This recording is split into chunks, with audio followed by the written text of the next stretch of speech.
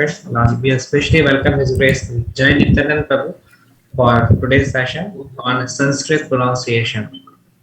Prabhuji has already shared the screen. Yes, Prabhuji, you can start. Okay, thank you. Vancha kripa sindhubhya eva cha patitanam pavanebhyo vaishnavebhyo namo namaha.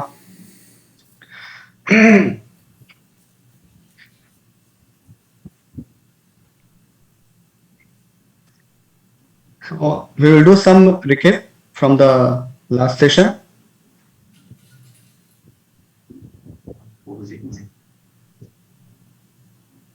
So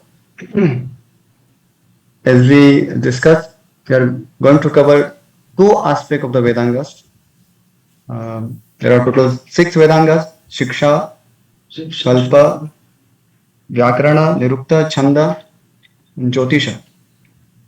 And out of this, we'll be uh, getting some exposure of two Vedangas, that is Shiksha, and another is Chanda. So we got some idea of the Shiksha, or basically how to pronounce Varnas or syllables. And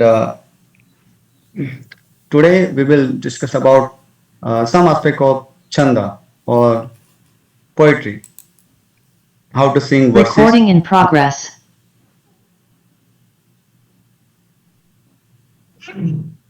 So just some recap from the last session.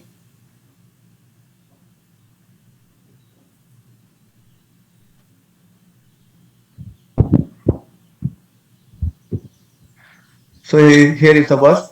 Shiksha kalpo vyakaranam niruktam chindasam chayah jyotisham mayram chaiva vedangani shadevatu.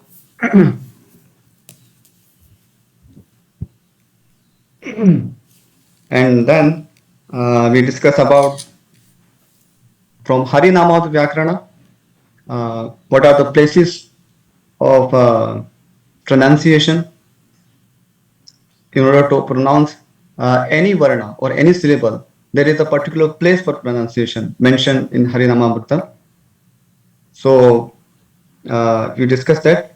I will just give you some recap. So here we can see. So this is from Harinama Vyakarana.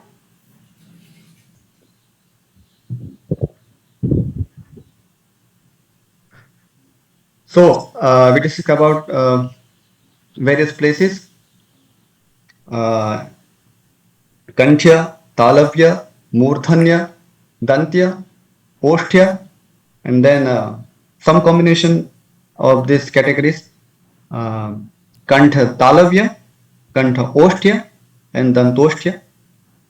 We'll quickly once again pronounce these syllables. So Kanthya.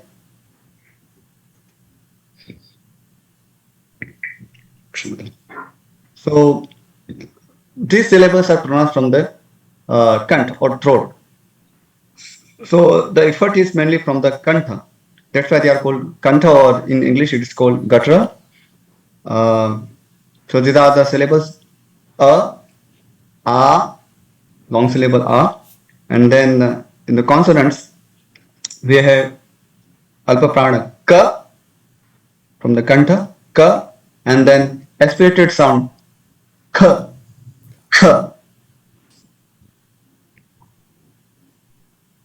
So it's not a rule that whenever we pronounce kha, we have to put our hand before our mouth, but it is just to give you some idea that when you pronounce kha, you will feel the blow of air. It will touch your hand.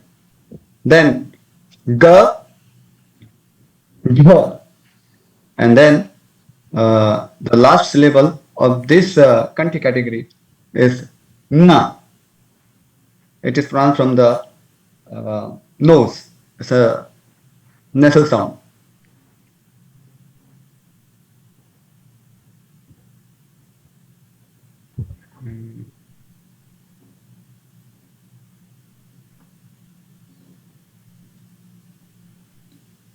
Okay. Oh, what happened? उनको बुला सकते हैं? हाँ, screen थोड़ा सा ऊपर हो गया है. Excuse me, some technical problem happen here. Tilt. ये tilt कैसे होगा?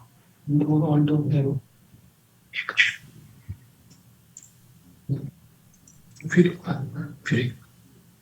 okay. Sorry. So here we have.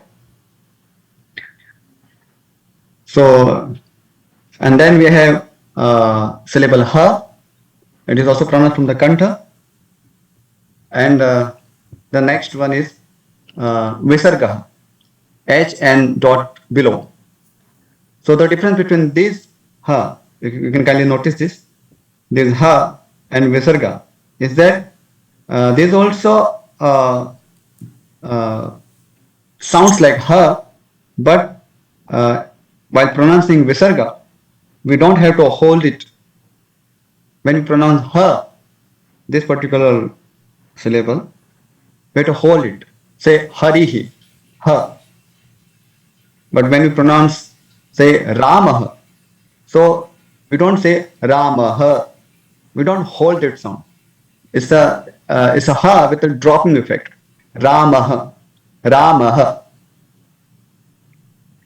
Okay, and then we have talavya or palatal syllables. So while pronouncing this particular group of varnas or syllables, we have to give a little smile.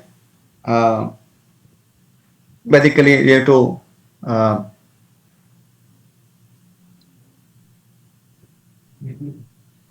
admit. Okay. क्या करना है? Admit order. Okay. Sorry. So while pronouncing this, we have to move our face in a such a way that it will look like we are smiling. So when you say E, so the back portion of the tongue will touch the palate.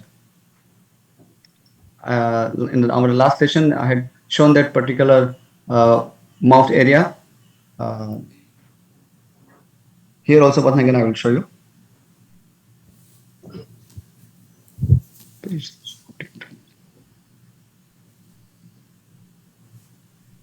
So this is the country place, guttural sounds, and then this is the place for palatal sounds, palatal syllables.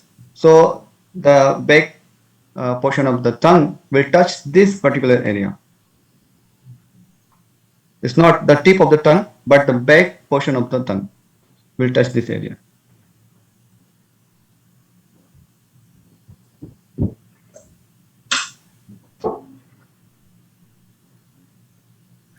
Okay, so short E, and then long E. I had already discussed that there are syllables of one matra, two matra, three matra. One matra sound is approximately quarter of a second. So basically it will come out 0.25 second. So there is one matra sound. So this E is a short syllable or one matra sound. So it should be pronounced for the time of 0.25 second. And then this long E, it should be pronounced for the period of two matras. So basically half a second. And three matra, it is little more than that. So you can calculate accordingly. And vyanjanas or the consonants, they are considered ardhamatratmakam. I will recite a shlok from Harinamat Vyakarana. एकमात्रो भवेत् ध्रस्वो द्विमात्रो दीर्घ उच्यते त्रिमात्रस्तु Pluto ज्ञेयो व्यञ्जनं चार्धमात्रकम्. So the ekmatra syllable, they are called hrasva. This is some new information for you, all of you. So you can You may kindly note it down. Many of you already know about this, but still, those who are not aware of these terms. So, ek matra, one matra syllables, they are called rasva. So here when you see E, it's called rasva E or short E in English we can say. Then vimatro dirgha uchyate. So when we pronounce this E, so uh, it is called dirgha or long E. And regarding three matras, last session I mentioned that while uh, calling out someone, if somebody is at a distance and then we call his name, say Rama, Krishna. So this particular way of pronunciation, where we have to extend that sound or that particular syllable for the period of three matra. So it's called a pluta in the technical language. So nothing to worry about these words. Just we should be aware of that its application. And then all the consonants, they are called ardhamatratmakam. So they are pronounced for the period of half a matra. So you can calculate accordingly. One matra is 0.25 second. So ardhamatra is half of that. So where you can see these examples, in the word sat, chit, Satchidananda, there is a word. So when we pronounce Sat, so the ta sound, it is pronounced for the period of ardhamatra, because there is no vowel connected to it. It is S-A-T. It's not S-A-T-A. So it is only consonant. There is no vowel connected to it. So Sat. So this particular ta sound is for the period of ardhamatra.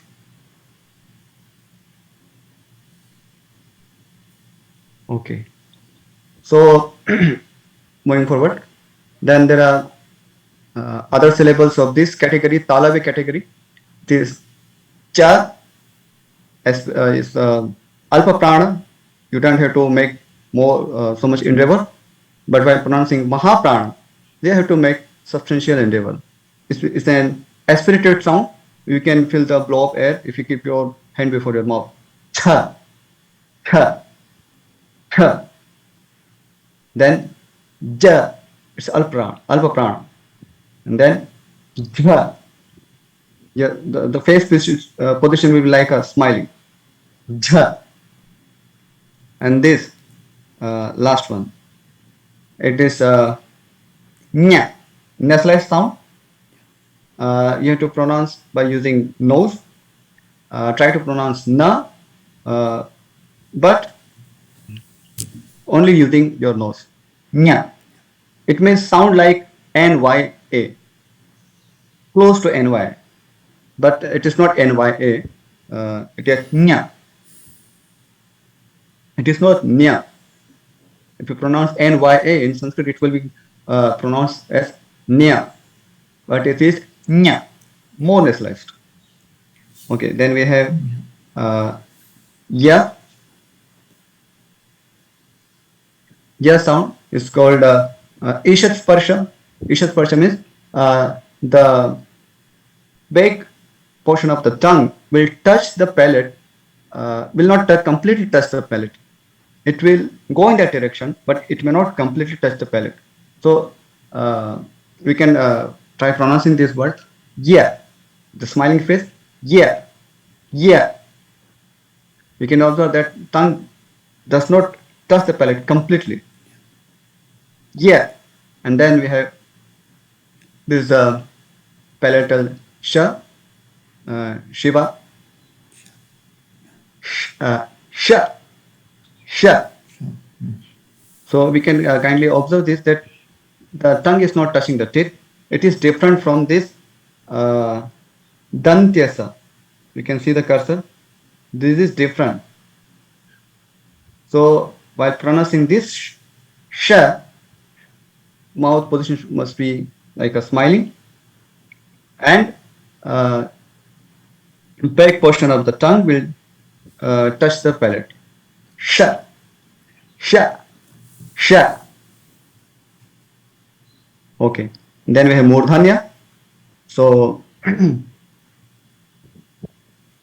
it's a very soft sound, re and long re, short and long. Uh, the tip of the tongue will touch the murdha or the cerebra. That's why it is called cerebral.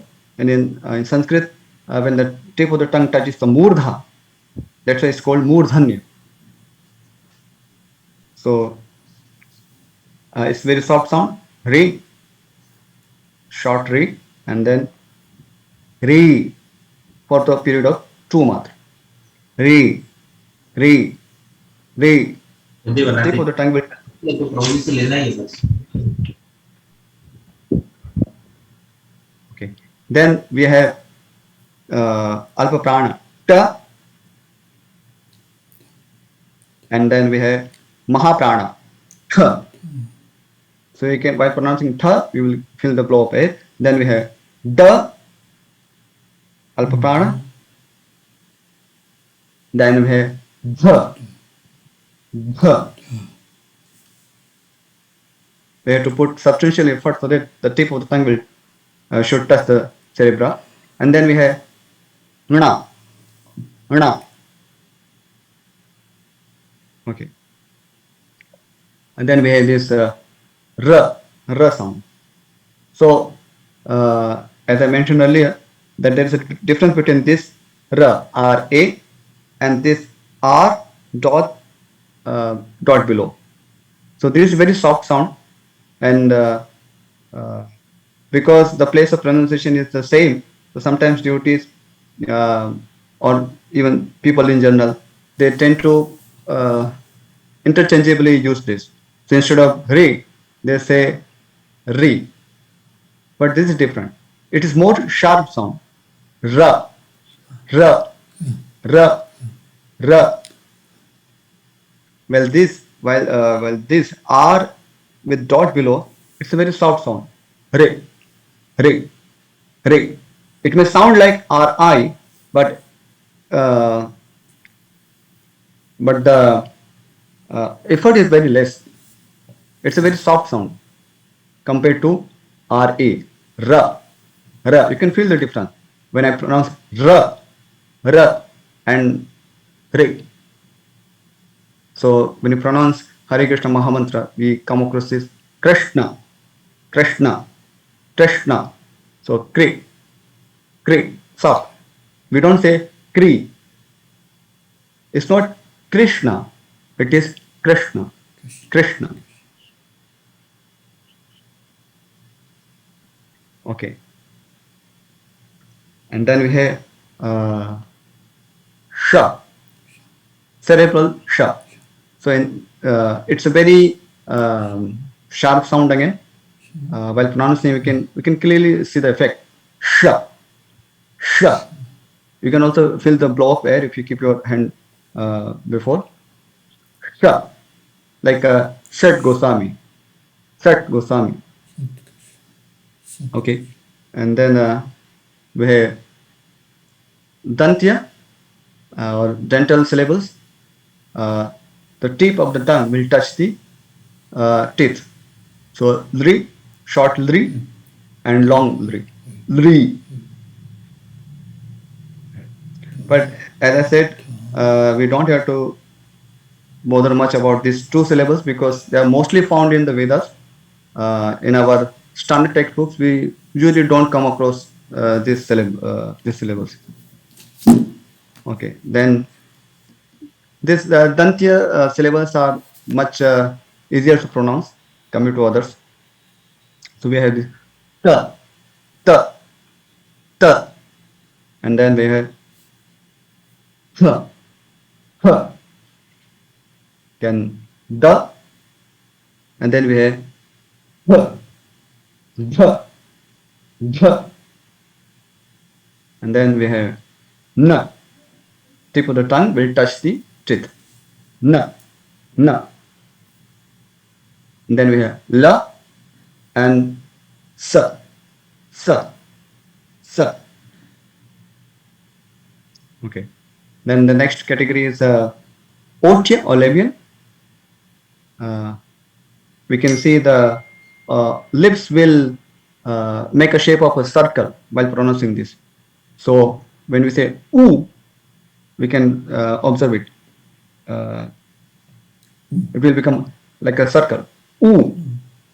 And then long. Ooh. For the period of 2 months. Half a second. Ooh. Ooh. Ooh. Uh, then we have pa. While pronouncing pa, uh, bliss will move inward. Pa. Pa. Then cha. Aspirated sound. Mahapran sound. Then we have ba. Ba. You can clearly see. Usually we pronounce like ba, very soft way. But this is not how we pronounce ba in Sanskrit. The lips uh, must turn inward to pronounce this. Ba, ba. And then we have bha, bha. And then ma, ma, ma. You can see the position of the lips and remember this. Okay, so one thing that is very common to these nasal sounds, I will like to mention here. Uh, all these na, nya, na, na, ma. So last time I did not mention this, but these are all nasal sounds and including ma, including ma. Though we pronounce it using lips, ma, but it is also a nasal sound. In the Harinamata Vyakaran, there is a sutra.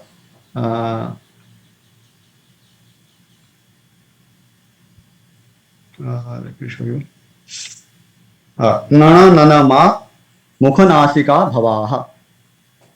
So they are pronounced with the help of mouth and nasika. So these are all nasal sounds, including ma. So the difference between this ma and anuswar, I'll show you here. Oh, something.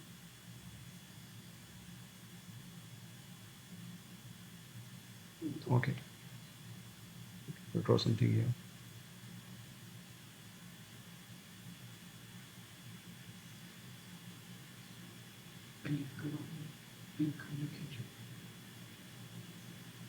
Okay. So anyway. So the anuswara, it is presented in the Roman diacritic in this way: aim and dot above. So there is a difference between this anuswara and ma, ma. So what's the difference? There is also nasal sound. There is also nasal sound. But while pronouncing this anuswara, our lips position do not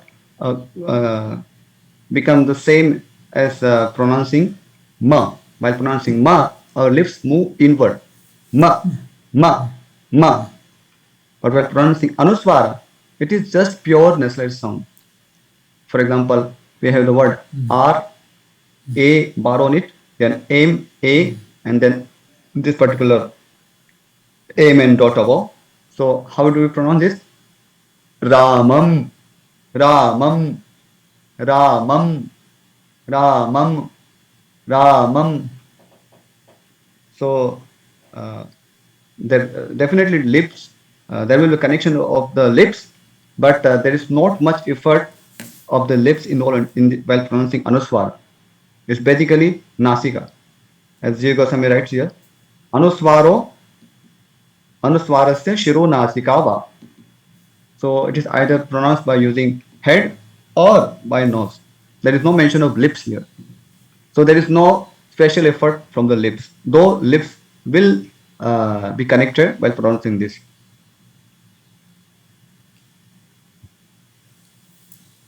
Okay.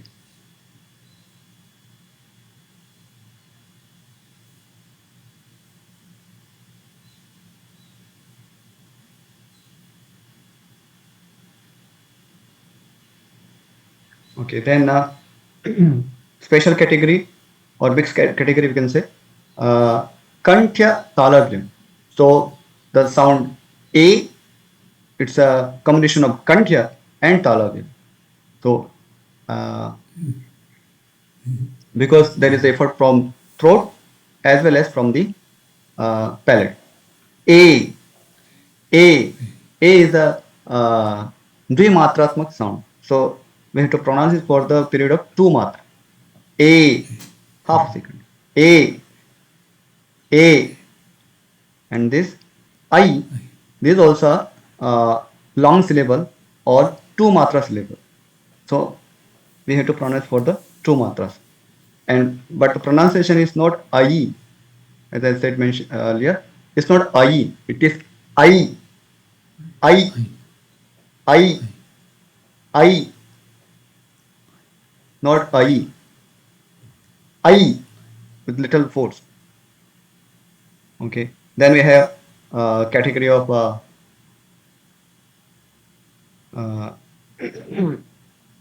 Kanthya and Osthya. O and O. So why they are called Kanthya Osthya? Because while pronouncing this, we have to use Kantha, throat as well as lips, Oshtha. So O. Again, it's a Dvimatra sound. O. And then O. O. It is not O. It is O. That's why often devotees uh, they request that maybe we can present the equivalent words in English so that it may be easier for devotees to relate to it. But I politely do not subscribe to this opinion because this is the sound representation given in the English is not exactly the same as it is pronounced in Sanskrit. So that's why we have to learn the pronunciation by hearing. Shruti is the pramana. So it is not au because there are chances that people will just we may just pronounce it as au instead of au. So that's why hearing should be the pramana. So we should know the place of pronunciation and hear from the right source, authentic source, and that's it. We have to practice it and then we'll be able to pronounce it. Okay, and then the last category, ba. It is a dantya, dantyoshtya. So it is uh, pronounced by using teeth as well as lips, danta and oshtha. That's why it's called dantyoshtya. So what is the position while pronouncing ba? Uh, uh, our lips will touch the teeth. Lips, you can say that lips will come out from the teeth while pronouncing this. Ba, ba, ba, ba. It is just ba. It's not such a soft sound. Ba. It is ba, ba. Okay.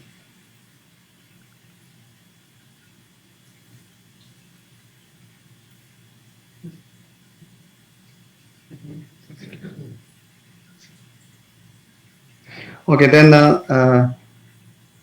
this is an essence. Okay.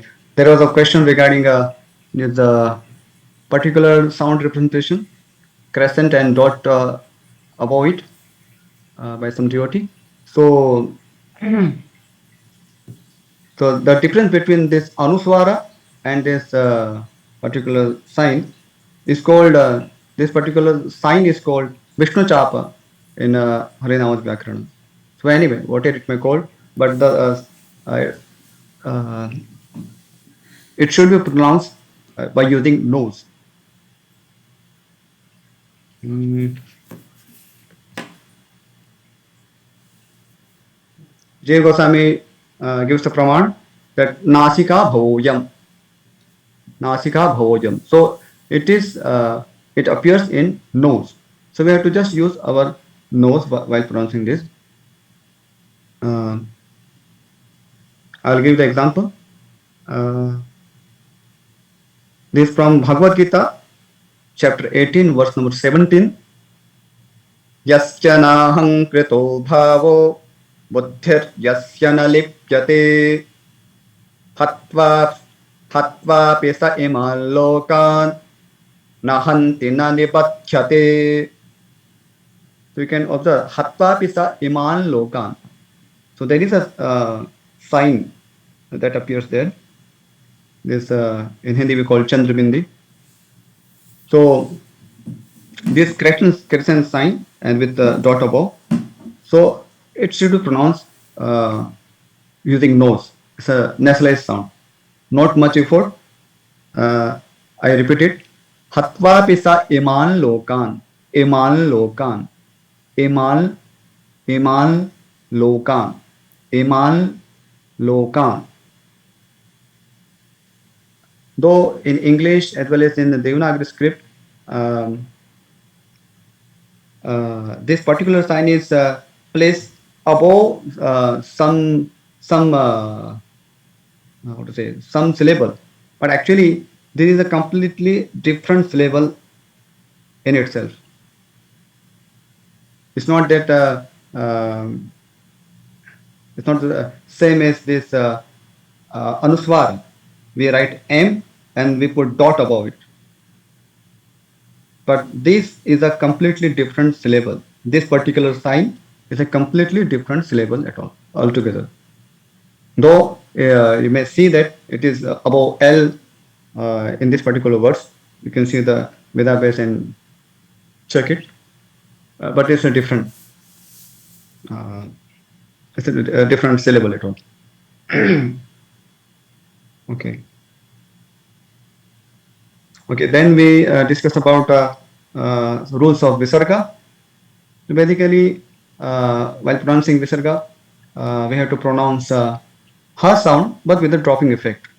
So, Ramaha, Ramaha, Harihi,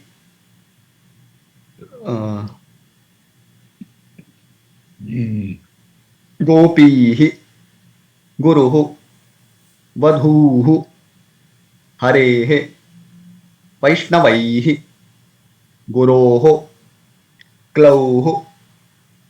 So, by pronouncing all these Visarga, especially some sounds, say Vaishnavaihi. So, we have to pronounce high with a dropping effect.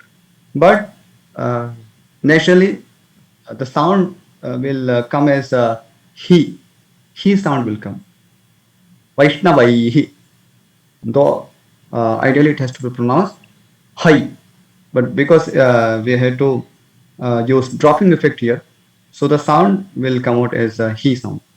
And similarly with the glauhu, glow means moon.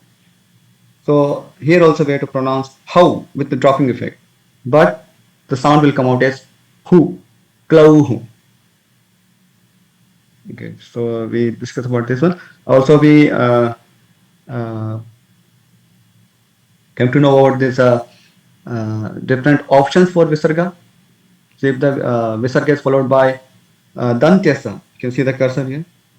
If it is followed by Dantyasa, then instead of this pronouncing Visarga, say Ramaha, Ramaha Sarati, Ramaha Sarati. So instead of saying Ramaha Sarati, we may say Ramas Sarati. Ramas Sarati. It's the legitimate option given by the Vyakarana, Sanskrit Vyakarana. It's given in Harinamat Vyakarana. And similarly, when the Visarga is followed by Talavya or palatal sha. Then instead of visarga, we can pronounce this talavisha. For example, Ramaha shete. Rama sleeps. Ramaha shete. So we can say Rama shete. Rama shete. Okay. And then if visarga is followed by this cerebral sha, sharp sound, we can make example Ramaha, uh, sorry, Vaishnavaha shat, six Vaishnavaha. So instead of saying Vaishnavaha shat, we can say Vaishnava shat, Vaishnava shat. So this is an option. Then we also discussed about the uh, Upadmaniya and Jivhamuli sound. So first we will take Upadmaniya sound. So the rule is when the visarga is followed by either pa or fa. You can see the cursor. If the visarga is followed by pa or ha, then optionally it can be pronounced as soft fa, very soft fa. You don't have to make so much endeavor to pronounce it. I can give the example. धर्मक्षेत्रे कुरुक्षेत्रे समवेतायुयुत्सवः मामकाः पाण्डवाश्चैव. You can observe here. There is a mamakaha and then pandavaschaiva. So instead of saying mamakaha, we say mamakah, soft. Mamakah pandavaschaiva. Mamakah pandavaschaiva.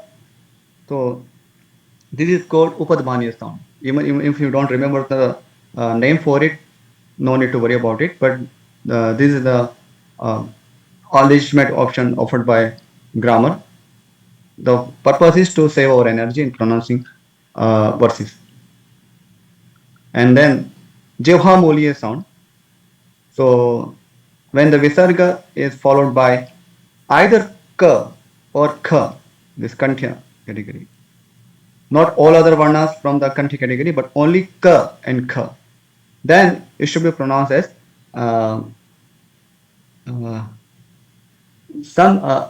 we should throw air from our the root of the tongue, jivhamuliya. Basically, from the throat, we have to throw out some air outside in a very soft way. I will give the example. Drishtaketush, Drishtaketushchekitanah, Drishtaketushchekitanah, Kashirajascha viryavan, Drishtaketushchekitanah, Chekitanah, Chekitanah, Kashirajascha viryavan. I'm intentionally stopping here so that we can find some time to understand it. While pronouncing, we don't have to stop there. Drishtaketushchekitanah kashirajascha vidyavan. So this is the Jivhamoliya sound. One thing I did not mention, that was about the ksha, the varna ksha. You can see here.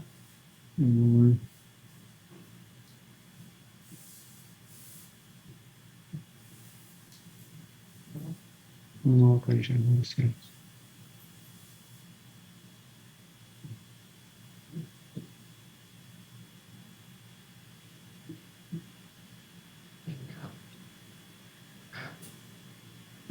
Anyway, the letter, sorry, not letter, the syllable ksha is made of ka and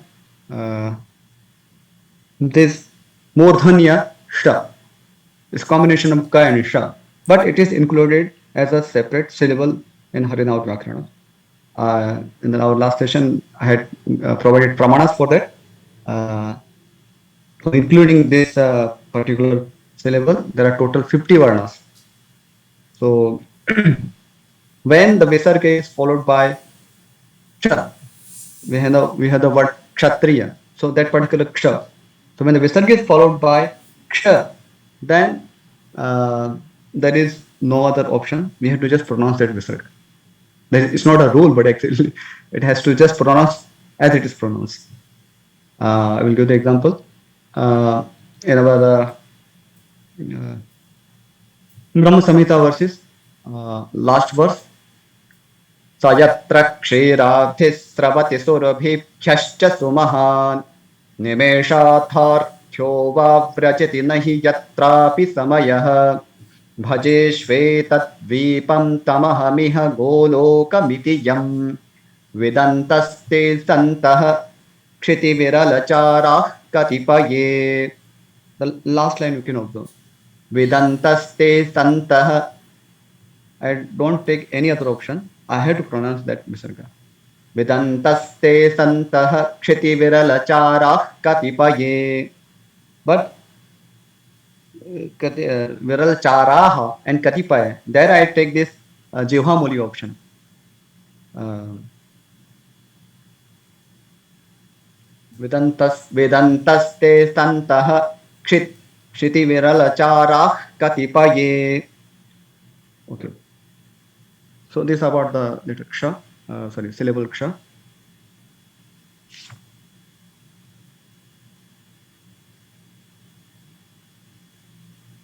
Okay. Now, sometimes devotees have questions that sometimes those are, even among scholars, there are two opinions about how to pronounce any verse. Some scholars, they all the time they change anuswar into some other syllable of the this category. Either you can see the cursor here. They change anuswara into either na, nya, na, na, or ma. So, which one is correct? Some in our BBT translations, we don't see such representation. We don't always convert anuswara into uh, this particular syllabus na, nya, na, ma. So there is a sutra for this in Harinam Vyakarana in order to clearly understand this issue. So I will mention the sutra and then I will explain why there are there are two options in pronouncing verses. So the rule is Vishnu Chakrasya Harivenu Vishnu Varge Vishnu Padante tu Va. So what does it mean? So I will have to give some background. This Anuswara and Harinama Vyakarana, it is called Vishnu Chakram because chakra is holding the shape of some circle. So instead of saying Anuswara, we call Vishnu Chakram. So by that we remember Lord Vishnu. So Vishnu Chakra, it turns into, so the Vishnu Chakra turns into Harivenu. Harivenu, I will explain. This particular syllables, na, you can see the cursor, na, nya, na, na, ma. This particular category, that's why I put a separate color, it's in pink. So this particular category is called Harivenu. And this table, you can see the boundary here. So ka, kha, ga, kha, na, cha, cha, ja, cha, nya, ta, tha, da, tha, na, ta, tha, da, tha, na, pa, pha, ba, bha, ma. So this whole this category or table, you can say, it's called Vishnu Varga. So the rule is if after Vishnu Varga, if after Vishnu Chakra or Anuswara, if you find any syllable from this particular Varga, from Ka Varga, or either or Cha Varga, or Ta Varga, or Ta Varga, or Pa Varga. I will explain it by example, but let's first understand the theory. So if after Anuswara, after Vishnu Chakra, if you find any other syllable for coming from this group. See the boundary here. So particularly this one, Kakha Gagha, because the Vishnu Chakra or Anuswara will turn into the last syllable of this particular varga. We say Kavarga Panchamam, Chavarga Panchamam, because it is the fifth syllable in this particular varga. Tavarga Panchamam, the fifth one of the Tavarga. Tavarga Panchamam Na, Pavarga Panchamam Ma. So I think example will make it more clear. So everybody know this verse. Patram pushpam phalam toyam yo me bhaktya prayachati. So I don't have verse to display here, but we can read it in mind. So patram pushpam phalam toyam. We can say every time we have anuswara at the end. Patram pushpam phalam toyam. But according to this option, we can say patram pushpam, and then phalam is there and toyam is there. Okay, we can, when from the beginning also we can make change. So instead of anuswara we can say patram pushpam phalan toyam. I will notice the difference when after phala. So phalam toyam, two words are there, phalam toyam, but instead of phalam toyam we can say phalan toyam. Why? Because after the phalam, the anuswara, there is a syllable ta, toyam, ta is there. And according to this rule, if anuswara is being followed by any syllable of this particular group, then it may turn into the fifth syllable of that particular group. So anuswara will become na, phalantoyam. It will not remain as anuswara, it will turn into na. So but this is not the end of the sutra. The sutra explains that if it is in the same word, I will not explain it in a technical way because it will be too much for some devotees. So if it is such thing happens in the same word, say the word sankirtana. So we have essay, and then we have anuswar m and m with dot above, and kirtana, sankirtana. So instead of essay, after essay putting anuswara, we can say we can put n with dot above, sankirtana.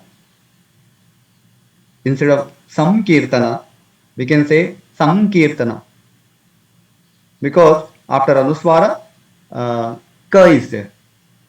So naturally, according to this rule, this anuswara will turn into the last syllable of that particular varga, na, sankirtana. But if such thing happens if there are two separate words, then this rule will be applied optionally. I will give you the example. Even the same example we have seen, patram pushpam phalam toyam. So we can observe that phalam and toyam, these are two separate words. So if it is in the same word, then we have to turn that anuswara into the respective fifth one of that group. But if it is not happening, such thing does not happen in the same word, then it is optional. So we may say phalam toyam instead of saying phalan toyam. We can legitimately say phalam toyam. No need to turn it into phalan toyam. So BBT also accept this standard, and scholars also accept this standard because these are the options given by the Vyakarana. However, uh, you can see the Pandits, the Brahmanas, when they chant Vedas, they often take this option. They uh, tend to replace every anuswara into this Hari Venu. So that is why some scholars they insist, no, we have to always turn that anuswara into respective Harivenu. Why you are not changing it? This is not authorized. So, but that's not a fact. It is optional. It's not mandatory. Okay. Then I will like to mention some rules for help out pronunciation or chanting any verse, any shloka. So I had approached uh, one Pandit who is a friend of His Grace Vasugosh Prabhu. His name is Acharya Sanskritanand Hariji. So he taught me some basics of pronunciation. So the first point he mentioned about pronouncing anything in Sanskrit. It's gatir manda athikot phani. So while pronouncing, the speed should be manda, or uh, we can say less speed and more sound. We can put it in simple English word. Less speed, more sound. Adhikot dhvani. The sound should be more, the speed should be less.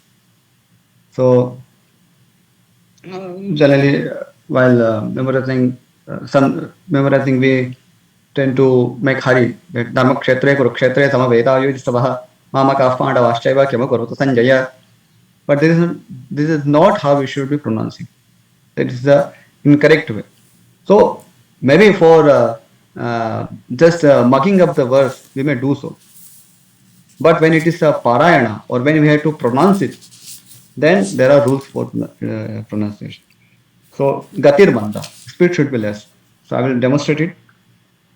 Dharma kshetre kurukshetre samavetayoyuttavah मामकाः पाण्डवाश्चैव किमकुर्वत Sanjaya. So to go that slow. I have already given the links for that Anucharan video. So devotees can kindly hear uh, those audios and get the feel of authentic pronunciation. Those who progress this, they are not devotees, obviously, but they are traditional brahmanas. So, in the field of pronunciation, we can take them as authorities. Okay, next point is we have to read each and every varna or syllable. Instead of reading the word, we have to read each and every syllable. So now what happens when you say, let's say any word, Sankirtan. So while pronouncing this word, our emphasis is on the whole word, Sankirtan. But in Sanskrit, when you are pronouncing, your attention should be on each and every syllable. This is how Vedas also being chanted. So once again, I will show. So while the first verse, Dharma Kshetre, so while pronouncing, we can notice and we can also try. Uh, so we have to read each and every varna, not Dharma Kshetre. While giving class, we may say Dharma Kshetre. But when you are pronouncing or reciting, we have to pronounce each and every syllable. Dharma Kshetre Kurukshetre Samaveta Yoyutsavaha Yoyutsavaha Mamaka Pandavaschaiva Kema Kurvata Sanjaya. So let's forget about the word or meaning or anything else. when you are pronouncing, in the beginning, we have to focus on the on each and every word.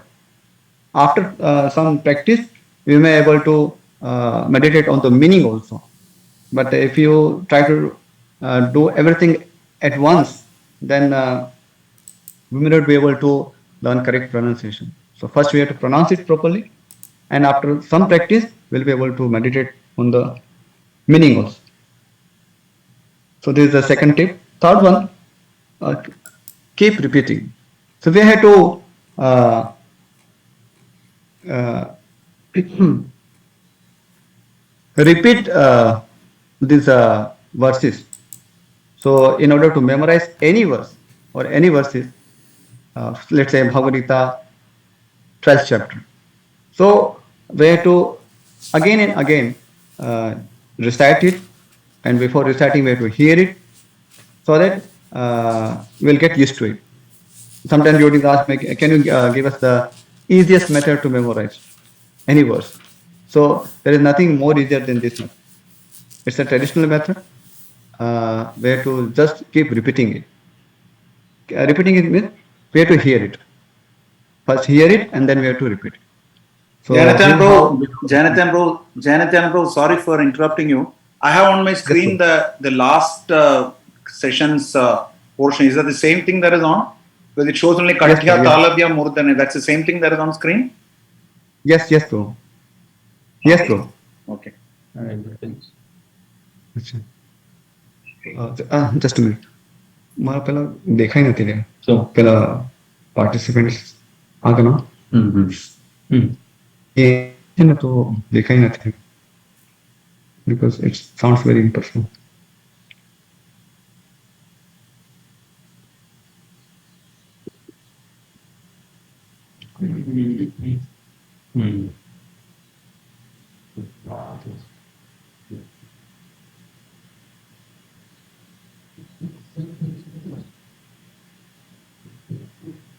आज આવે છે તો આ મને બોલી દેવું છે.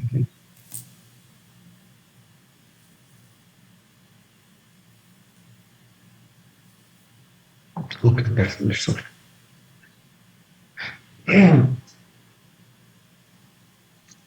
So basically there are three tips you can always remember. First thing we have to gatir banda athikot phanihi. We have to less speed, more sound. Sound should be more. And speed should be less. Second is we have to read each and every syllable instead of reading the whole word. Third is we have to keep repeating it till it gets memorized. We will try that one. It varies from devotee to devotee, but devotees to devotee. But we can let's say if you want to memorize any chapter of Bhagavad Gita, then one chapter may recite for 1 month. So by 1 month, it will be thoroughly absorbed in our consciousness and with correct pronunciation. Everybody knows those verses, but with correct pronunciation. Okay.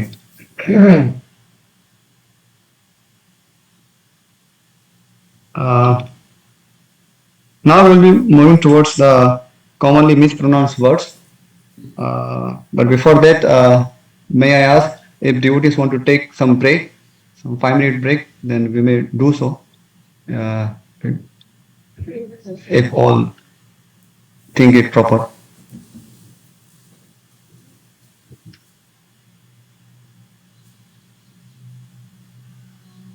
Hare Krishna. Pran Govind Prabhu ji has a question. Pardon? Pran Govind Prabhu has raised his hand. Oh. Actually, I am very new to this online meeting. Prabhu, I am Pran Govinda Das. Please accept my obeisances for this to go.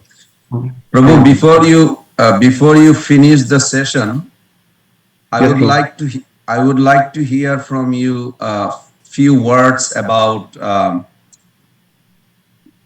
the result difference, like when you say ha, short ha, ha, amaha. So whether there is a result produced difference or it's just the pronunciation. And the another thing is like you quoted this verse, Dharma Kshetre, Kurukshetre Samaveta. What about Dharma Kshetre? Not Kshetre, Kshetre. I saw that Prabhupada pronounced both. He also, Parikshit. So if you can explain me just few words, I'm not challenging Prabhu, I just want to, because I'm in the West, I'm surrounded by all the Prabhupada senior disciple. When you can explain this Murkha Badati Vishnaya, Dhira Vidati Vishnave, Vayastu Saman Punnam, Bhava Grahi Janardana, what is your understanding? That's all. I'm not challenging Prabhu. Please do not ever think like that. I love Sanskrit, but I'm in a position where when they will ask, somebody already asked me. Sure. So I understand your intention. I understand your intention. It's perfectly perfect. Regarding the first question that whether there will be a difference in the result. So when we say Ramaha or Ramaha, so definitely because Rama refers to one person, Ramaha, and Ramaha refers to many persons. We can say, we can take the one statement that Vaishnavaha Gacchati. So Vaishnava Gacchati meaning one person of Vaishnava is going. But when you say Vaishnavaha Gacchanti, so then the meaning is many Vaishnavas are going. So obviously there is a difference between the meaning. Like a man is going and men are going. That's the difference. So Prabhu, but if somebody, sorry to interrupt, but if you do not use the, gachati or gachanti, if you just use the first word, Ramaha, Rama, is there any meaning difference? Yes, those who know meaning and as well as those who know Sanskrit, they will be able to understand it. For example, if somebody asks you, who are there? So who are present there? And I reply, Vaishnavaha. If my response is Vaishnavaha, so the person who is listening to my reply, he will understand that there are many Vaishnavas present. But if I say Vaishnavaha, then he will understand, okay, there is only one devotee here. So in this way, because see, if somebody does not know Sanskrit at all, then it will not make any difference. It's like similar to like anybody speaking in English. What does it matter to a person who doesn't know English? So, but those who do know English, it will make a lot of difference. And the same thing in Sanskrit. So when we pronouncing anything incorrectly in public, so those who can who have some basics of Sanskrit, they will laugh at us that you claim to be learned in Shastra, but see your pronunciation. It seems you have not studied scriptures at all. So I can relate one anecdote in this regard that it was told by I think yes, Basukesh Prabhu's close friend, Sanskrit teacher, Acharya Sanskritan Hariji. So once he went to some meeting of scholars, and there one scholar stood up and he started giving a speech, and so I found that he pronounced one particular word. That was I'm not able to recall it. What was that word? But Acharya Sanskritana Hariji said that we were not able to figure it out what it is. And during his speech, he kept repeating that particular word in such a way that we were doubtful as to what to make of this particular word. And his speech. So then, because out of Maryada, he did not challenge him or ask him right away. But after that speech was over, then he approached him humbly that Bho Mahodaya, that you are, I couldn't understand this particular meaning. Can you kindly explain this? Then he said, okay, I mean this particular word or this particular meaning. And then he was Acharya Sanskritan Hariji was so surprised that, my God, and because of this mispronunciation, we felt so much difficulty in understanding what he was speaking. But the point he made, Acharya Sanskritan Hariji, that we have to be careful in pronunciation because it's also reflects our knowledge. So it's not that we have to show our knowledge, but whatever we learn, it should be based on scriptures. At least we should try to learn. It's not that we will be able to learn everything. There are many things, many vidyas, many branches of knowledge which we are not aware of. But whatever we are able to uh, learn with the best of our ability and capacity, we should try our best.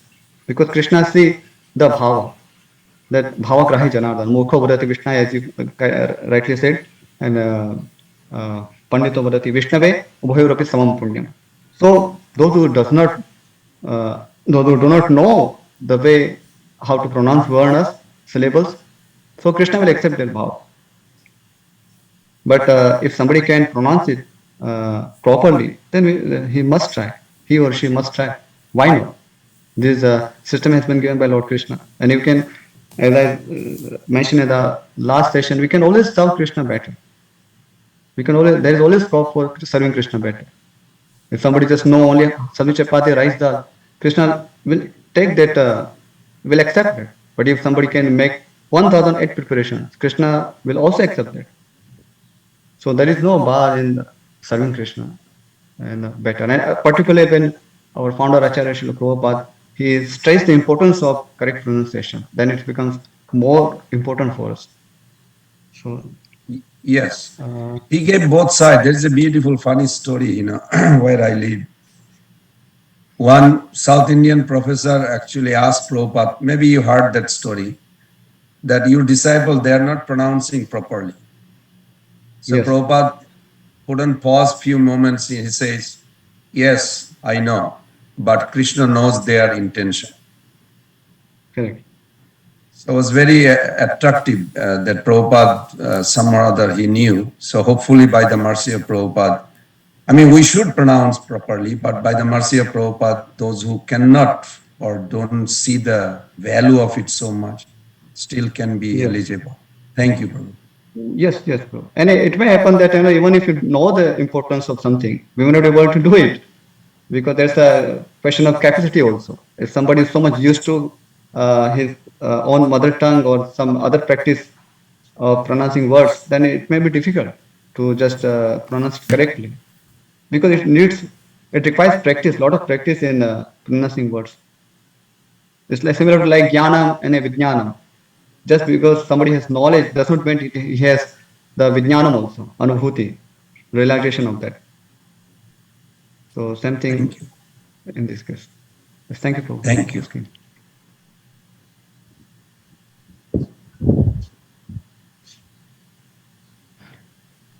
So what do you think? Should we take some break, 5 minutes, or should I continue? We have a lot to cover. As per your choice, Prabhu. Yeah. Okay. Jayantan Prabhu, we don't take breaks. We go continuously for 2 hours. You can go ahead. Oh, great. Very great. Good news. Thank you. So, going further.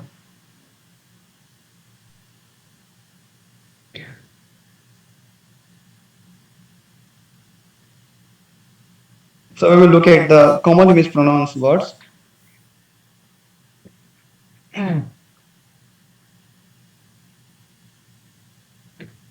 Before I start, I should uh, express my gratitude towards His Holiness Loknath Swami Maharaj, who has very painstakingly has collected this material regarding correct pronunciation, and Maharaj is very is explained in a very easy to understand way, so that any devotee who has no background of Sanskrit, he can also relate to it. So. Uh, I'm just trying to address the issues which Maharaj has already in his book. Uh, Okay. So some words before moving to the prayers. Let's start with the words. So here we can find the words. The perfect word is shikha, shikha. As we knew about the one matra sound, two matra sound, three matra sound, ardha matra sound. Now we can relate to it. Though before it might be difficult for us to relate, but now we can understand that it is tala visha, then e, then kha, and a. Shikha. It's not shikha or sika that is given here. So many of the times we pronounce words because uh, it just comes automatically from our practice of our mother tongue. It's not that we are somebody is intentionally trying to pronounce it in that way. That if after seeing the shikha, somebody will say, "Oh, I pronounce the sika." It does not happen. But once we know it, then we can pronounce it better. It is shikha. So we have to be little language conscious before pronouncing our any Sanskrit verses or Sanskrit prayers. Then prasad, it's pronounced as prasad. In Hindi, it is very common. We say prasad. Prasad is ready. But it's not prasad, it is prasad. Then manjari, uh, I think there is no difference here, but devotees pronounce it, some devotees pronounce it manjari, because I had my Russian friends with me in our school, so they would always say manjari. So we understand it is it is manjari, but this is how they pronounce. It is manjari, manjari. You can kindly note this. After ma, there is a nya. So according to the rule, this we can see the combination of consonants here, nya and ja. So the first one, nya, should be pronounced till the period of one matra. So we have to pronounce ma and then the nya, which is a ardha matra sound, right? It's a vyanjana, it's consonant. So it is ardha matra sound. It should be ideally it should be pronounced less than a matra. But according to the rule, it has to be pronounced for the period of one matra, one complete matra. So manjari. I didn't mention it because anyway, if you just give little pressing before pronouncing any combined consonants, it will automatically come. Manjari, manjari, manjari, sanjaya. So the moment you press it, it will automatically come to one matra. That's why I did not mention it, but for your knowledge, it's that's a rule. Manjari. Then Sankirtana, it's pronounced as Sankirtan. Again, it's wrong. Vrindavana, it is either Vrindavan or Vrindavan. In Bangla, it makes perfect sense. In Hindi also, in Braj Bhasha. So we are not against Brija Bhasha or Bengali Bhasha. It's Sit language. I try to sometimes imitate Bengali to learn it. So, but when I am pronouncing Sanskrit, it should be pronounced in the way Sanskrit is pronounced. Brahmana, it's a Brahman or Brahmin. So that way to remember it. Brahmana. Sanatana is pronounced as Sanatan. So again, it's some foreign influence. Then Srimati is pronounced as Srimate or Srimati. So that is because the emphasis on different varnas, the pronunciation is completely different. Okay. Then instead of Ananda, we say Ananda. So you have to take a little pause before pronouncing Sanskrit words, particularly Sanskrit words. At least we can practice while pronouncing some prayers. At least. Parikrama, parikram. Purnima, purnim. It is Purnima, Purnima. Sanskrit is a phonetic language, so uh, it is written as it is pronounced. So whatever is written, we have to pronounce it. We can't just escape it. And as we find in other languages, in Hindi, we write Rama, R-A-M, but we don't pronounce Rama. We say Ram. In Hindi, we write Vaishnava, but we pronounce it Vaishnav. But this is not happens. This does not happen in Sanskrit. If it is written Purnima, it has to be pronounced Purnima. It cannot be Purnim. In Bangla also, this is the same thing. Like Adhikar. So if it is it may be we may present it as Adhikara, but we can pronounce Adhikar or Adhikar. We may say, where is O coming here? But that's how a Bangla person pronounces it. I'm not the authority, but as I observe devotees of the Bengali devotees speaking it, so they tend to add O in pronouncing the words. Adhikar or say Rashagulla. It's not a Rasagulla, it's Rashagulla. So, but the point is that Bangla is not a phonetic language. Hindi is not a phonetic language, but Sanskrit is. So that we have to keep in mind. Brahmachari, again, there is not much difference here. Arti, Aroti, or Arti. It makes perfect sense in Bangla, not in Sanskrit. Bhagavatam, Bhagavatam. In Tamil devotees, they tend to pronounce ba instead of bha. So often they say Bhagavan or Bhagavatam. So it is not Bhagavatam, it's Bhagavatam. So it needs some training, basically. Guru Puja, Guru Puj. Western devotees. Charitamrita, Charitamrita. You can say some Russian devotees. Leela Amrita, Leela Amrita. You can see the emphasis is just different. Haribol, Harebol, or Harbol. So that way to improve. Then Yajna and Jugga or Jagga. So in Bengali, there is not an issue, but in Sanskrit, it's an issue. Pita, Pita, or Pita. Sampradaya, Sampradaya. No. Okay. Instead of Prabhupada, we say Prabhupada, or Prabhupada, or Prabhupada. So, Prabhupada is a Sanskrit word. It's an honorary title. So, it should be pronounced as Prabhupada. Like often we in the during Guru Puja also we say Jaya Jaya Prabhu, Jaya Prabhupada, Prabhupada, Prabhupada. It's not Prabhupada. It is Prabhupada.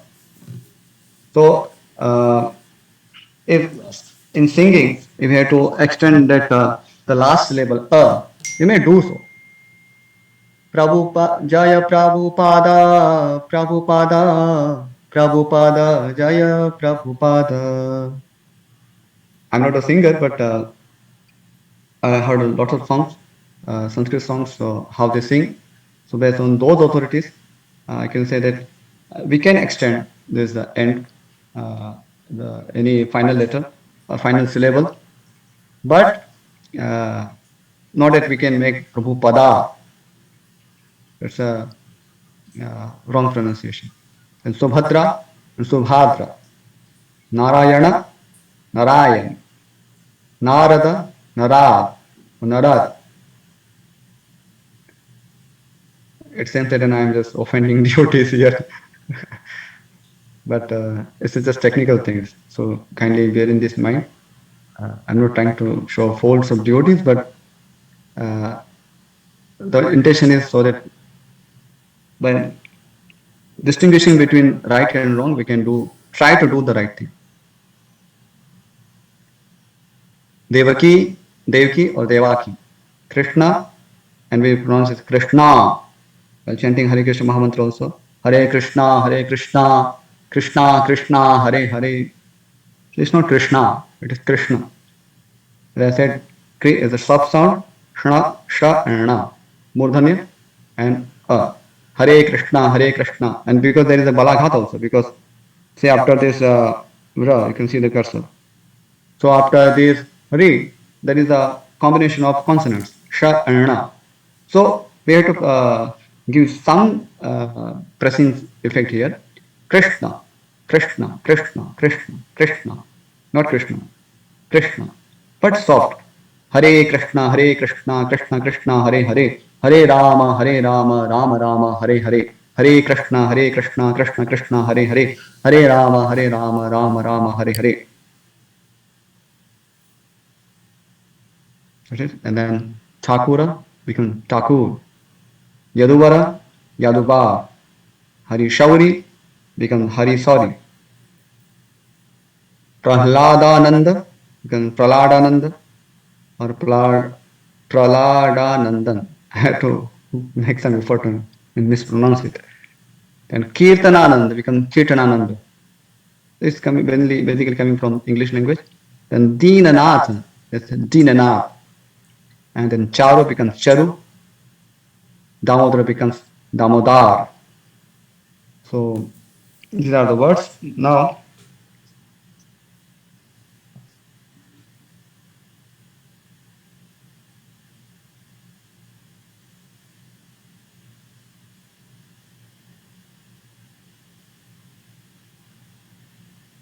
if devotees have some question, they can ask now. I think Madan Mohan Prabhu has raised hand. Hare Krishna. Thank you, Jai Nityananda Prabhu, for this presentation. Especially the second part is very practical. What I wanted to ask or suggest, it seems to me that there are some language-dependent or nationality-dependent mispronunciations which are influenced by the languages people speak. Like the French, I noticed that French devotees, some of them have a hard time pronouncing the initial H. Bhakti Prabhupada Maharaj may correct me if I'm wrong, but I had some association with devotees from France, and that is a common difficulty. Or in China, they have a difficult time pronouncing the letter R. And in Russia, for instance, where I'm coming from, the specific problem we have is that we do not have in our language the consonant letters like K, G, B, P. And in our language, the rule is that if a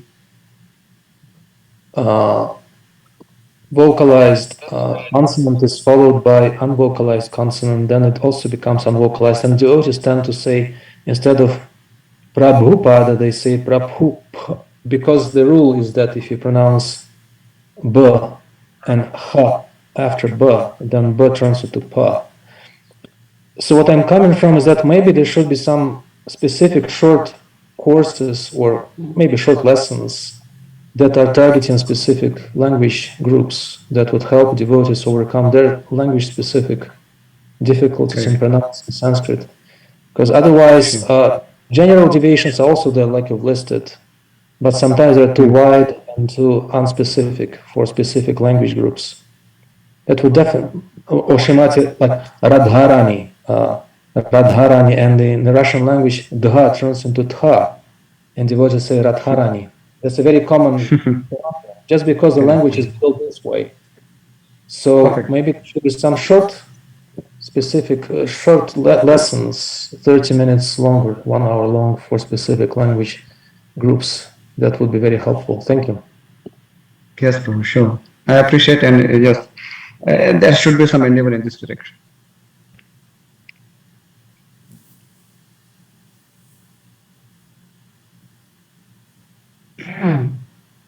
Okay, now The common mistakes in our daily prayers, as Madan Prabhu expressed, that some is mistakes are coming because of the language influences. So it's very difficult, and certainly we have to address that issue. But once we know where we have to improve, then we can think about the improvement.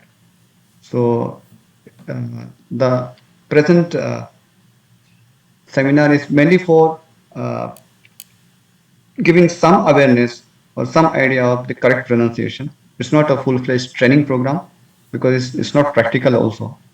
So devotees can get some idea from this and then they can figure out. That's why I shared some links also. And definitely devotees should contact some devotees in their area to get practice of or have some training in this regard, correct pronunciation. Definitely, there's a lot to do in this. It may not just happen in 2 days or 2 days seminar. Okay, so Srila Prabhupada Pranam Mantra. Nama Om Vishnupadaya Krishna Prishthaya Bhutale Srimate Bhakti Vedanta Swamin Iti Namine. So most of the time, as we saw in pronouncing words, the emphasis is different. Instead of Nama, we say Nama Om or Nama Om. And okay, I will come to that. And especially particularly in India, what I have observed that often they break the word. Say instead of Nama, they say Nama Om Vishnu Padaya. So Nama Om. So from Sanskrit point of view, it's not Na and Ma. It's a joint word. And what I once I had attended a seminar of a person who is a very master of language and master of poetry, Sahitya, Sanskrit Sahitya, Sanskrit poetry. So he said that while pronouncing, uh, it should be meaningful pronunciation. The pronunciation should be in such a way that its meaning will be clear just by pronouncing it. So Arthapurna, it should be Arthapurna, meaningful pronunciation. We can. It's not just word. It's not just syllables just scattered everywhere. By combining these varnas, these syllables together, there is particular meaning assigned to it. So, as far as possible, you should try to pronounce any verse or anything in Sanskrit with meaning. With meaning means it should be pronounced so that the person who is listening to will get the idea. So, Nama Om Vishnu Padaya. So, instead of that, we can go a little slow. If you want to put some music effect, then we may do so at the end of the word, but not in between the word. We can try our best. Nama O Vishnu Padaya. So instead of Nama O, Nama O. So particularly those long syllables, you can see. We just discussed about this long syllable, Dirgha Matra, or any like A, E, U, A, I, O, Au. So while pronouncing these long syllables, um, we may take some music license. We can just extend that particular word. But regarding these small, short letters, short syllables, sorry, so it's very risky. So generally, in my area, I recommend devotees not to make any experiment on the last syllable of the any particular Sanskrit word. Instead, we can put some its music effect on the long syllables. Nama Om Vishnu Padaya Krishna Preshthaya Bhutale. Le is also long and Bhu is also long. So we can have some adjustment. Though it's not that in music we can have some music effect on the short syllables, but then it needs some practice.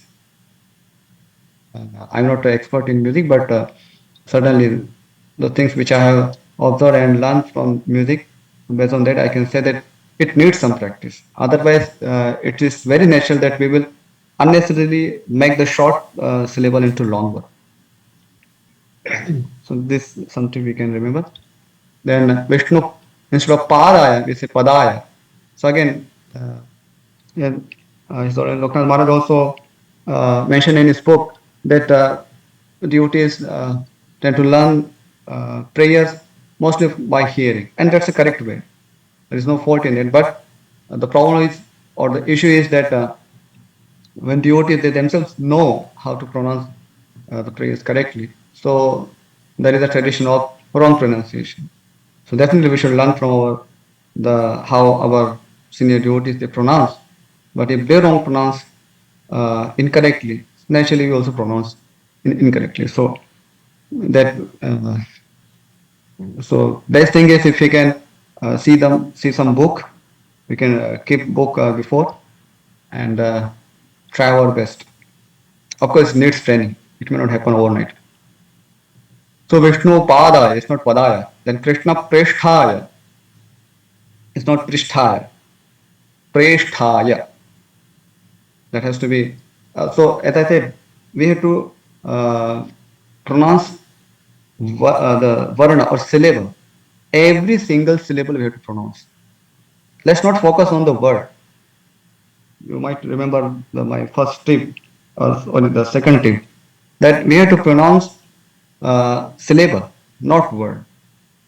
If you try to pronounce word in the beginning, there are chances that we will make some mistake. So instead of nama, nama om, just look at the syllables. Vishnu padaya, Krishna prishthaya, bhutale, Srimate bhakti vedanta, swaminiti namini. So this is how you can pronounce it. So instead of bhutale, we tend to pronounce bhutale, short, short u. So basically, we have to just look into the book. And Srimati, we make it Srimati into Srimati. But Srimati means feminine. It refers to any lady. So here, there is no lady here because the prayer is referring to Srila Prabhupada. So it is Srimati. Sometimes devotees ask me that if we go like this and then we were not able to meditate on Prabhupada or any spiritual personalities. So yes, it may happen so in the beginning. As we try to learn driving. So definitely, just by sitting on the driver's seat, you don't learn everything about driving. First, sometimes you look in the front, sometimes you look at the gear, sometimes you look at the brake, and sometimes you just move your head here and there. So it may sound difficult in the beginning, but how to manage everything at the same time. But by practice, it becomes natural. So it needs practice. Nothing to worry about it. That just because it is difficult in the beginning. So uh, so after practice, we will be able to meditate on the meaning also. We will be able to meditate on the spiritual personalities who we are referring to. But it takes some time. So pronunciation means it's a technical thing. So technical things means we have to be little technical. We have to just pay attention to the syllables we are pronouncing, and then gradually by practice it will happen. So maybe we can practice it before we go to artists while we are and separately. That we can practice and then we can try to perform. And again, Namaste, Saraswate, Namaste, Saraswate Devi. I will pronounce the correct one and then I will show.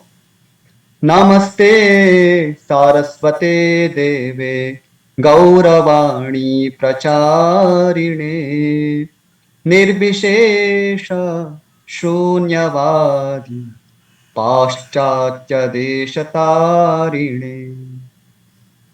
So the emphasis on the long syllables, not on the short syllables, so that it's a safe side. You don't make mistake. But again, generally the devotees pronounce Namaste or Namaste, especially in the Narasimha prayer. Namaste Narasimhaya. So the word is Namas and then Te. In English is pretty clear because already words have been given separately. You don't have to figure out what it is. So wherever there is a separate word, we can take it as a group. Namaste Saraswate Devi. Of course, if you know the Sanskrit, then it is much easier for you to recognize words and then pronounce it with meaning in a meaningful way. So,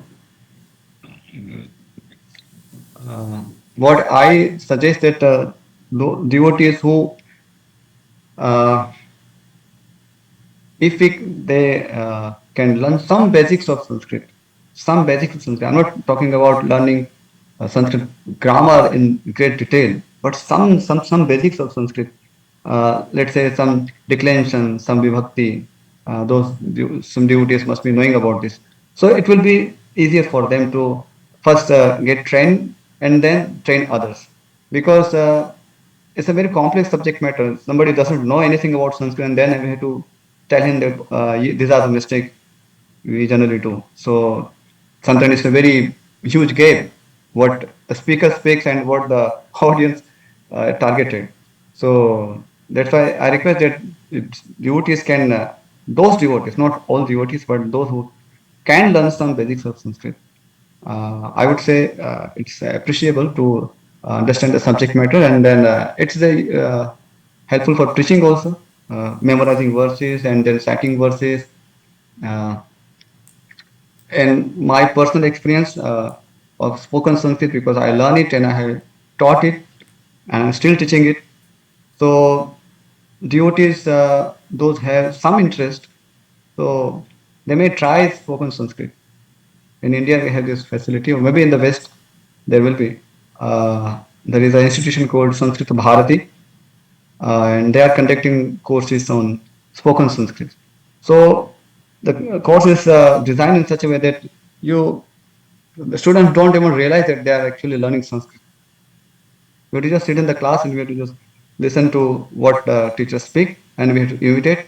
And the easiest method to learn Sanskrit, any useful Sanskrit, which is just necessary for our general preaching. We don't have to become a great scholars or big pandits for that, but it's much easier. Instead of reading lots of books in Sanskrit, personally, I suggest, it's a suggestion, you can consider this, because I'm speaking based on my experience, because initially I also thought that, so many institutions, they claim so many things, and this is also one of the things, one of the institutions, so it may not happen. So what will happen after 15 days or 1 month period? So they have some courses around 15 days also, and they continue for 1 month. So we can try our best. We can think about attending those. Already some devotees have the experience of spoken Sanskrit. So especially the preachers, those that have some interest in that, they can think about it. It's a suggestion. It's not even a recommendation. Then the Gurvashtak prayer. So many times I see this instead of Gurvashtaka in the banners also, banners in temple, many temples I have seen it, they write Gurvashtaka. Even they pronounce it Gurvashtaka, and in written also it's Gurvashtaka, but it's not Gurvashtaka, it is a Gurvashtaka. So we have to see the correct spelling here. And Samsaratava Naladidhaluka. So प्राणाय कारुण्य घना घनत्वं प्राप्तस्य कल्याण गुणार्णवस्य वन्दे गुरो श्रीचरणारविन्दम्.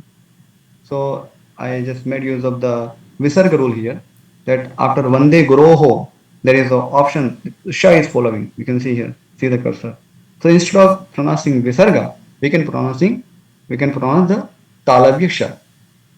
Vande Guru Shri Charanavindam. So it's a legitimate option. And those devotees who are not comfortable with the Visarga, they can totally forget that Visarga. No need to worry about it. I mean, if you cannot manage it, then better to leave it. But if somebody can manage it, then there is the option given by the Vyakarana. Otherwise, we can just say Vande Guru Shri Charana Vrinda. Don't even think about the S and dot under. Visarga does not exist at all. You can just think like that. So here, often devotees say in India, I have seen Sansara. So instead of Anuswara, Ma, they say Na. Dantya Na. But it's not Na. You can see clearly. Why? Because in Hindi, you often say like that, Sansar. And also, after the Anuswara, there is a Dantyasa. So, even they discuss some sutra from Harinamat Vyakarana, in which case the Anuswara can become Hari Venu. Nga, Ngna, Nya, Ngna, Ma. So, here there is not such a case. It's a Sarama. So, definitely there cannot be any change in Anuswara. So, it has to be pronounced as it is given here. Samsara, not Sansara. Because this Sarama does not belong to that particular Vishnu Varga I mentioned.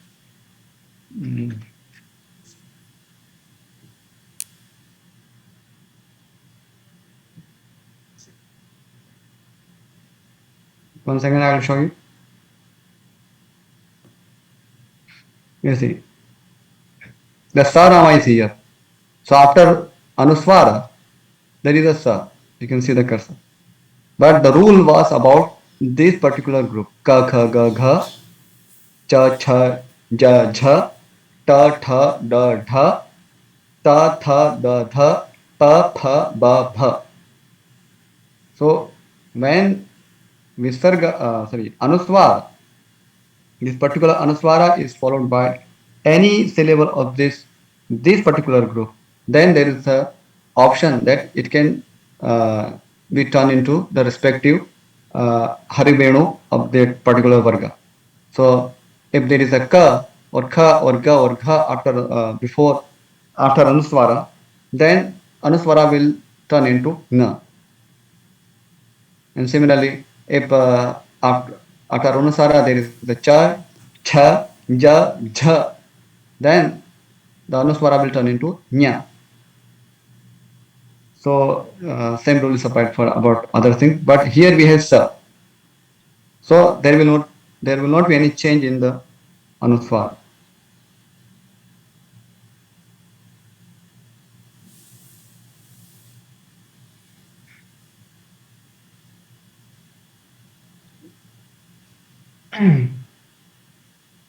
So samsara davanal. I observed that Tamil devotees instead of da they said dha. Because dha is the aspirated sound. Belongs to definitely tavarga, but it is aspirated sound. It's a mahaprana sound. But here we have alpa prana sound da. So we have to pronounce samsara davanal, not dhavanal. So it's because of the language influence. Then leadha, it's a long one. Devotees say leadha. It's leadha. Loka. Sometimes devotees say they stretch that aram longly. Certainly, in music it is allowed. Maharaj also comments on that. It is allowed. But let's not make it loka. Let's not make it loka. I can sing for you. Samsaratava nalalidha loka. See, I prolongated the low sound, not ka. to be safe side. Samsaradava lalidhaloka. So devotee say Samsaradava lalidhaloka. So they may pronounce stretch it, but then it should be a. The a should be elongated, not the a sound. It should not be a. It should be a. Then Tranaya Karunya Ghana Ghanatvam. It should be Tranaya, not Tranaya. It's not a tra, it's tra. It's not a na, it is hana. Tranaya. Again, Karunya. In Mangla, we say instead of even it is rana, we tend to pronounce it as naram, dantyana, karunya. So many times we pronounce rana as na, but in Sanskrit, whatever is written, we have to pronounce.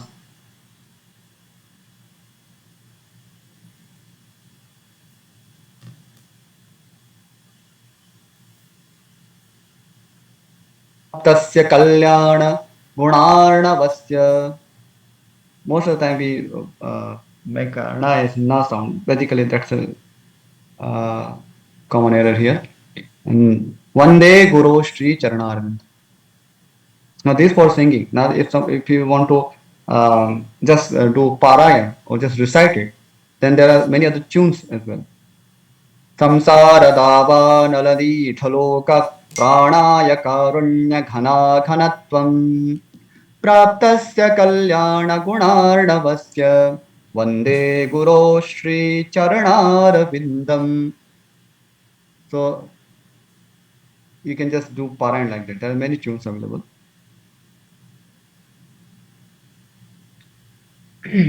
Again, Mahaprabho. I will sing it correctly. Mahaprabho Kirtana Nritya Gita Vaditramatyan Manaso Rasena Romancha Kampashru Taranga Bhajo Vande Guru Shri Charanaravindam. So here we can just put emphasis on the syllable, varna. Mahaprabho. Often devotees say Mahaprabhu instead of Mahaprabho.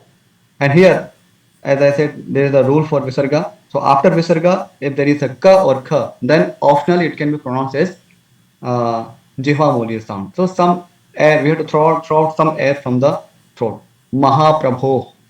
But in singing, even if you are not able to manage it, it's okay. Sometimes it's not possible also. So, but as far as possible, let us try to pronounce it in the way it is allowed in Sanskrit. Mahaprabho Kirtan. It's not Kirtan, it is Kirtana. And it's the Nritya, it is not Nitya. As Lokanath also mentions in his book that some devotees say Nitya Gita. It's not Nitya, it is Nritya Gita. Okay, then Vaditra Madhyan. Sometimes you would say Madhyan. It's Madhyan. And then more common is Romancha Kampa Shrutaranga Bhaju. Now it's completely changes, does not change the meaning, but it's like very unpleasing to the ear because Lord is hearing the prayers. And those who have some knowledge of Sanskrit, they can understand that it's a very bad pronouncing. It's like bad splitting of the words. Already the splitting has been given here. Romancha Kampashu Taranga Bhajo. You may hear Srila Prabhupada's recording. Prabhupada breaks it in this way. Romancha Kampashu Taranga Bhajo. You don't see Romancha Kampa Shrutaranga Bhajo. There is no such word as Shrutaranga Bhajo. Romancha Kampa Shrutaranga Bhajo. We can just stick to the words. There is the rest is same. Shri Vigraharadhana Nityanana Shringaratan Mandira Marjanadav Yuktasya Bhaktamscha Niyunjatopi Vande Guru Shri Charanarvindam. So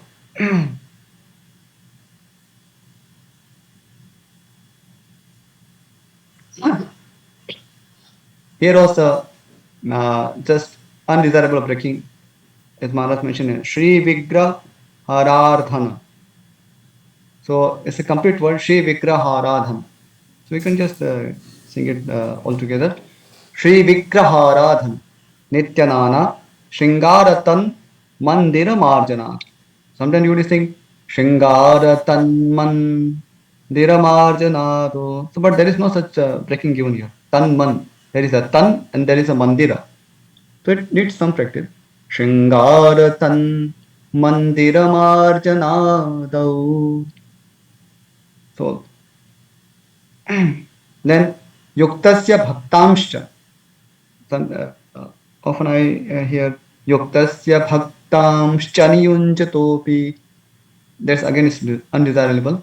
We may say Yuktasya Bhaktamscha Niyunjatopi. Of course, those who do not know Sanskrit, it may not be possible for them to figure it out. But anyway, that's why we have this program. So Yuktasya Bhaktamscha. So that will be a correct way of stopping here. Instead of Yuktasya Bhaktamscha Niyunjatopi. Yuktasya Bhaktamscha Niyunjatopi. Vande Guru Shri Charanarvindam. So that the recitation will be meaningful. And then we have Chaturvidha Shri Bhagavat Prasada Swadvanna Triptan Hari Bhakta Sanghan Kritvaiva Triptim Bhajatas Sadaiva Vande Guru Shri Charanarvindam.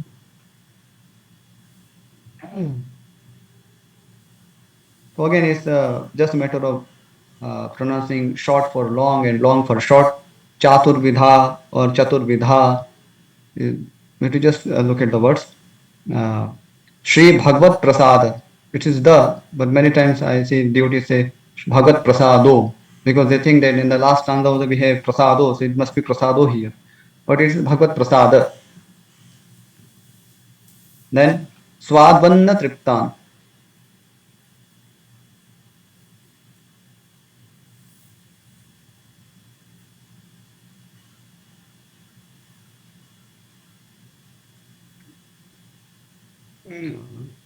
More or less it's perfect. Here also we have come across this Bhajatas Sadaiva. So instead of Visarga, because Sa is following, so that is according to the rule, we can pronounce Sa here. So Bhajatas Sadaiva instead of Bhajatah Sadaiva. Many times devotees have this doubt that, oh, there is a Visarga here. How can you skip that? So no, there is a rule for that. So I'm not repeating many of the points because mostly we have covered this. It just needs some attention and practice. Shri Radhika Madhavayorapar Madhurya Leela Gunarupa Namna. Perfect.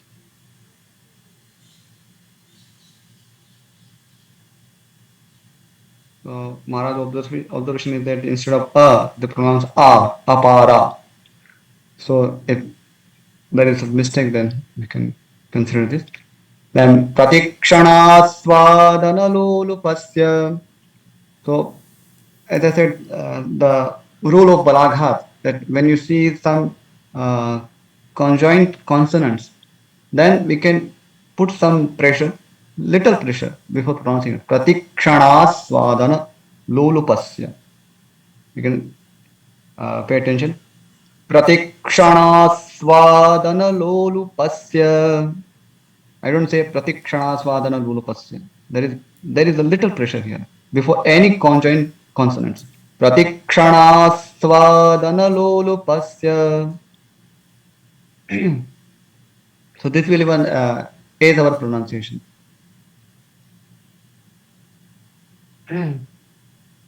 Then Nekunja, you know. Most of the time, I have seen that they pronounce it, you know, like in English. You know what I'm saying? So it's not you know, it is you know. Nekunja, you know, Ratikeli Siddhyai. So sometimes because of some other native language influence, we said Siddhai. The Prabhupada also say Siddhai. So, but the correct pronunciation is Siddhyai. Sanskrit pronunciation is Siddhyai. You can just observe the syllables. Yayalibhir yuktirapekshaneya. So I will show how we can sing it. Nikunja yono ratikele sedhyai. Yayalibhir yuktir apekshaneya. We can go very slowly. No need to just rush into just completing the prayer. Very peacefully we can sing it. तत्रातिदाक्षात् अतिवल्लभस्य वन्दे गुरो श्रीचरणारविन्दम्. Here also, devotees say dakshyat instead of daksha, and also more or less so. Then साक्षाद्धरित्वेन समस्तशास्त्रैर् उक्तस्तथा भाव्यत एव सद्भिः किन्तु प्रभोर्य प्रिय एव तस्य वन्दे गुरो श्रीचरणारविन्दम्. Sometimes you would say yuktasya instead of, you can see the cursor, instead of uktasya they say yuktasya, because they see that before some few stanzas before there was a word yuktasya, so there must be word here yuktasya, but it's uktasya. And also this is the dantyasa, it is not shakshad, it's not shakshad, it is sakshad dharitvena samasta shastrai. You can break it in that way. Then here we can see the another option for the visarga. Kintu prabhorya priya eva tasya. You can kindly observe that yaha and priya. Some devotees emphasize no, we have to pronounce it visarga. So kintu prabhorya priya eva tasya. So they pronounce yaha. But that's also correct. There is no fault in that. But there is a rule also that instead of visarga, you can take the option of upadamanya because pa is following. So the rule, according to the rule, when the visarga is followed by pa or pa, then instead of visarga we can pronounce soft fa. Yaf. Kintu prabhorya priya eva tasya. At least in recitation. In singing, if you skip it, it's not a big fault. But at least in recitation, we can adopt this.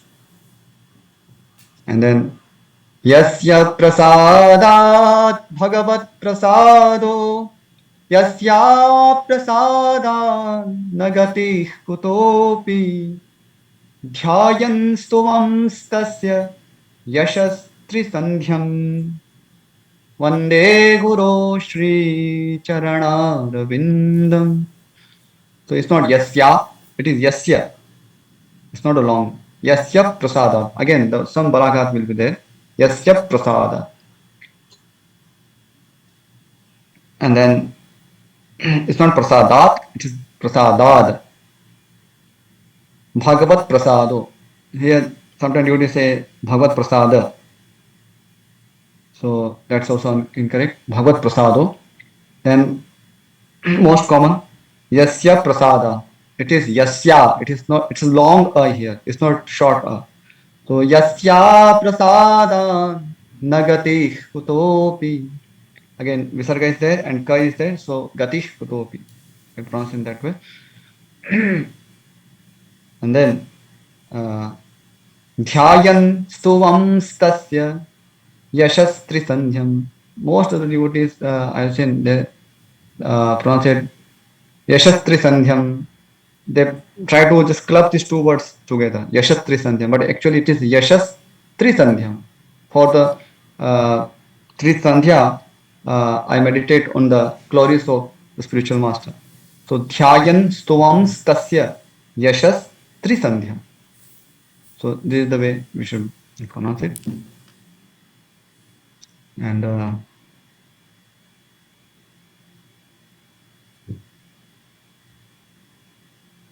so I will not cover each and everything because this cover the daily prayers.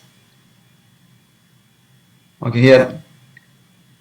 Namaste, Namaste Narasimhaya, Prahladahdadayine, Hiranyakashiporvakshaha, Shilatanka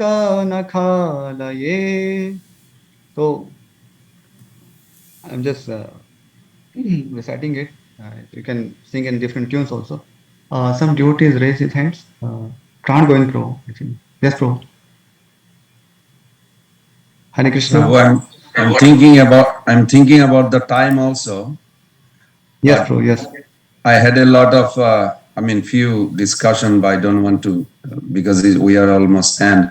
Like for an example, the last verse you said, Jasya Prasada. So why not break down to Jasya Aprasadan? Means instead of Jasya long, because then it has a good meaning, means without prasadam of the Guru, Aprasadan, Jasya short a. Then it's So, more of a grasping. Just curious. Actually, what I have seen, most of the time devotees they are doing it because they are not aware of that there is a "a" here. Because they tend to think that because the beginning was "yasya," so there must be "yasya" here. So that's a just awareness mistake. It's not because of they are not aware of the "a." If you just tell them it's "a" here, just prolong it a little more, and let's see if they can perform it. But one thing is that if you break it in between yasya aprasadam, then it will be difficult in singing. That's challenging because the chanda, it's a upajati chanda here. There is a particular name given to this chanda, the particular structure or pattern of the syllables in the each line. So if you do anything else, then it will be difficult. It will be difficult to pronounce in recitation also. Like I can pronounce it like the recitation.